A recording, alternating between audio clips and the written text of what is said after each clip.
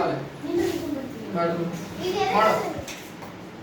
divisibility rule of 4 if the number formed by the last two digit is divisibility 4 ಮಾಡಬೇಕಂದ್ರೆ ನಮಗೆ ಏನೈತಿ last 2 digit number ಅಷ್ಟೇ consider ಮಾಡಬೇಕು already ಏನು ಮಾಡಿವಿ divisibility rule 2 ಕಂಡಿಡಿದೀವಿ 3 ನೋಡಿವಿ 2 ಏನಾಗುತ್ತೆ ಲಾಸ್ಟ್ ಡಿಜಿಟ್ 2 0 2 4 6 8 ಇತ್ತಂದ್ರೆ 2 ದಿಂದ ಡಿವೈಡ್ ಆಗುತ್ತೆ divisibility rule 3 ಏನು ಹೇಳ್ತೈತಿ ಅದನ್ನ ಸಮ್ ಮಾಡಿದಾಗ ಅದು 3 ದಿಂದ ಡಿವೈಡ್ ಆಯ್ತಂದ್ರೆ ಹೋಲ್ ನಂಬರ್ 3 ದಿಂದ ಡಿವೈಡ್ ಆಗುತ್ತೆ 4 ಏನು ಹೇಳ್ತೈತಿ if the number formed by the last 2 digit is divisible by 4 then the whole number is divisible by 4 ಅಂದ್ರೆ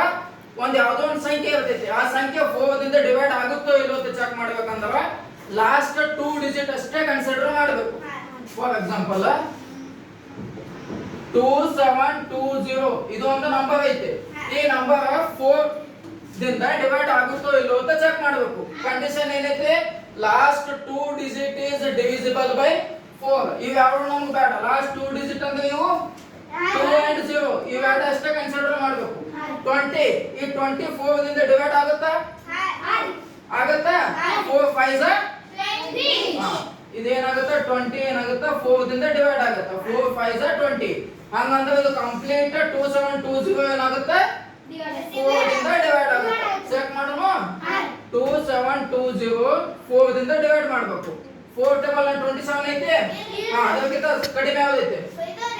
28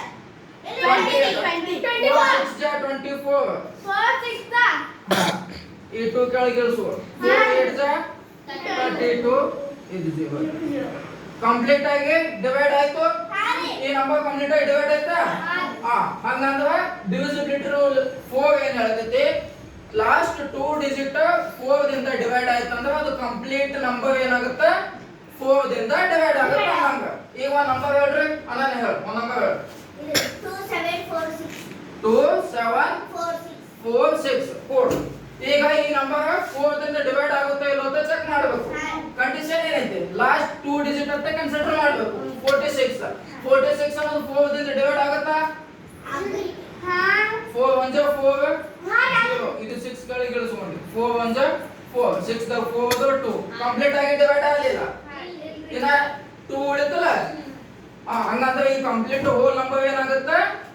4 ದಿಂದ ಡಿವೈಡ್ ಆಗುತ್ತೆ ಈಗ ಇನ್ನೊಂದು ಕ್ವೆಶ್ಚನ್ ಕೊಡ್ತೇನೆ ಮಾಡ್ತೇವೆ 15